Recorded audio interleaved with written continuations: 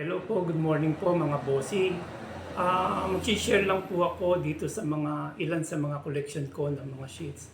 Ngayon, ito pong pinili ko na ito, inisyu po noong 1934. At sa pagkaka-research ko po, lumalabas na extremely rare itong sheet na ito. At nakalagay din po roon na it is nearly impossible to find, no? Yung na ganitong klaseng sheets, no, na mahirap na raw pong makakita na ganitong sheets, no, na po.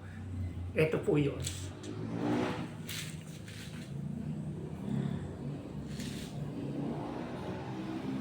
Ngayon kaya po kasi imposible na makakuha ng mga ganitong sheet dahil meron po kasi rito na error. Ito po yun. Kung mapupunan po ninyo yung letter T niya naging cross, no? Ayan po. So, nung time po na yan, binibreak po nila, tinatanggal nila yung error. At yung iba, binibenta naman nila by single, by pair, or by block support. Katulad po nito. Ito po yan. Yan po.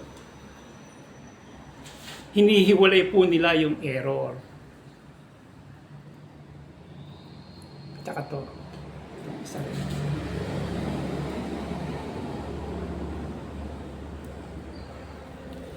Ngayon po mga bossing, ito pong inisyong sheet po na ito noong 1934. Isang set po ito, no?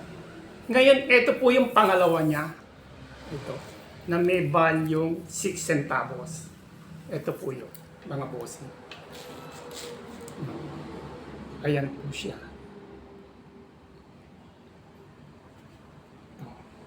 Yung kabuuan na yan, no? So, kumpleto po siya, no? Na-preserve po siya. Ngayon, ito po yung sa tatlo po na ito. Ito po sa lahat yung pinakamahirap sa lahat. Ito po, no? Ito po yung kino-considered pa na issue basketball, no? World's first basketball, no? Na nailagay sa stamps, no? Sa buong mundo po, ito po yung kauna-unang na picture na basketball na inisyo po dito po sa Pilipinas, no? Ito po high value mga bossing, no? 16 centavos po, no? Ngayon tong buo po na to, kung ito-total mo po siya, lalabas po siya na 5 pesos and 60 centavos. Ito po, no? So nung time po na yon mga bossing, nung 1934, no? Para bumili ka po ng 5 pesos and 60 centavos. Siguro po dito sa probinsya, tulad po rito sa amin, makakabili ka na po ng isang baka nun eh. No? So ito po parang lumalabas, tumbas po to ng isang baka or baka mamaya may anak pa po, no? Sa magiging bilihan. So kung pagsasamahin po ninyo itong tatlo po na to mga bossing, lalabas po yan, ang magiging total is 8 pesos and 40 centavos, no?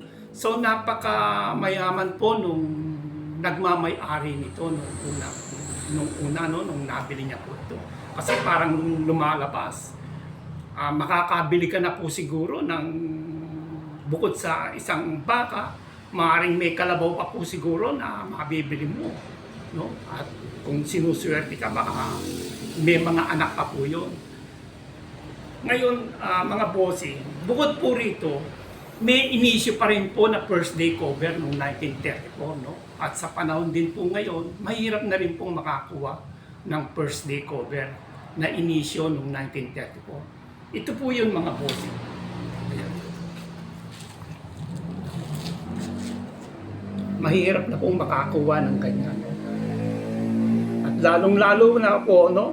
Meron po siya nung tatlong klaseng stamps po na nakadikit, no, na bali set po siya.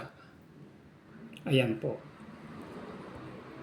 So maraming salamat po sa inyo mga bossing at muli magandang umaga po sa inyong lahat.